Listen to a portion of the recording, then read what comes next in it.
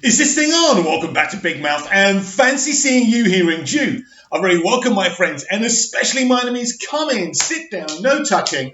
I don't do the touching. And welcome back to Big Mouth, and hello, and you can keep this or any other conversation I ignite going on over on my Twitter at Movies TV Mad, my Vero at Big Mouth 1, and the extension to this channel is my Big Mouth, is my Instagram, Big Mouth 11289, and breaking just now, Todd Phillips' Joker movie has been nominated for 11 Academy Awards, 11 Oscars. This is a sensational result, even if it doesn't win any of them. This is massive. Never before has a DC Comics movie had such critical acclaim.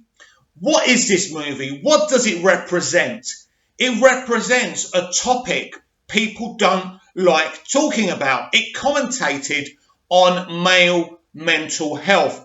And I think the people who were so desperate to persuade us not to go and see this, even before a ball was kicked, even before a reel was swung in any of the cinemas, were the people who didn't want a light shining on male mental health, because it's politically incorrect these days to talk about what men go through, what men suffer. It's fashionable to talk about the suffering that people of colour go through, people of different kind of backgrounds, engineers, women. It's very fashionable to talk about women. It's not very fashionable to talk about men. And they, and certain people, I say they, weren't very happy about the commentary in this film. They were trying to say that Todd Phillips was making excuses for serial killers, rapists, etc., etc. But this is a very important issue to have commentary on, especially on a DC Comics movie. And ultimately, that's what it is. It's a very, very different, self-contained kind of film. We all knew once Phoenix was cast in this role and Phillips was directing it, something very, very special would happen and has happened. A lot of commentary has been made on Warner Brothers allowing other companies to invest in the production of this film, insinuating that Warner Brothers didn't have any faith in this film. They had faith enough to greenlight it. Walter Hamada greenlit this movie. Walter Hamada's tenureship, a short tenureship so far of DC films, has been sensationally successful, but it's he who greenlit the Joker, and it's more credit and kudos to him. Now, without him giving Todd Phillips the go-ahead to do this movie, to allow him the creative freedom to make this movie, none of this would have happened. So credit to Walter Hamada. Congratulations to Joaquin Phoenix. He's an interesting type of dude. He's very different. He says what's on his mind. He can be very, very rude, I suppose. He can call a spade, but he's a very, very talented man, and there's no question about that. He wasn't cast to kind of woo the media or the paps. He was cast because he's a bloody good actor. And one of those 11 Oscar noms is for his performance. His performance is sensational.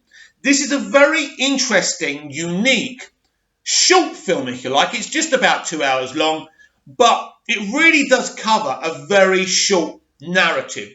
It's about a man who's... why do I bring that phone in here anyway?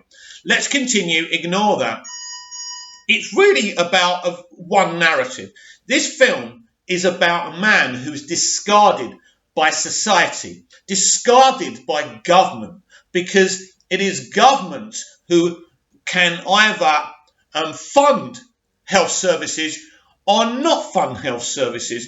And in the 80s, the health system really didn't believe in mental health. There were psychiatrists, there were counsellors, but nothing, mental health awareness is on a different scale these days. So it's very, very interesting because we look at the consequences of discarding someone who clearly isn't mentally well, but is trying his best to fit into society. He's working. He's taking care of his mother. But because of the low funding within the health system in the 80s, but specifically with mental health, we see the consequences of him losing his weekly sessions with his psychiatrist, losing the opportunity to take his medication to keep him on that kind of, he's still got issues, right? And that's obvious. Even with the medication, he still laughs when he's nervous, but it helps him maintain a normal life. So society discard this man, and then we see the ultimate consequences. It really is an amazing film. We do live in a movie kind of atmosphere now where it's all explosions, bash. It looks stunning, and I like those type of films, right? I love the Man of Steel's and Batman v Supermans of this world. But what DC is becoming now, DC Films, it's a franchise, and I'm not just talking about the DCEU, but what Walter Hamada did by greenlighting this movie was give a variety to DC. Warner Brothers are not afraid to have dark movies. Things have changed since the days where Kevin Sujihara messed around with Batman v Superman and Justice League because he was afraid of what the mainstream audience would think. This is a very different atmosphere now. The DC movie universe isn't as interconnected as before. And these 11 Oscar nods are amazing. It really is. And you can bet your bottom dollar they're going to make more of these. I'm confident in a Joker sequel, but I'm confident on this black label doing really good kind of self-contained films who could also get nominated for many, many Oscars. We'll discuss this further in tomorrow's DCEU Daily, but right now I'm a very, very proud DC fan.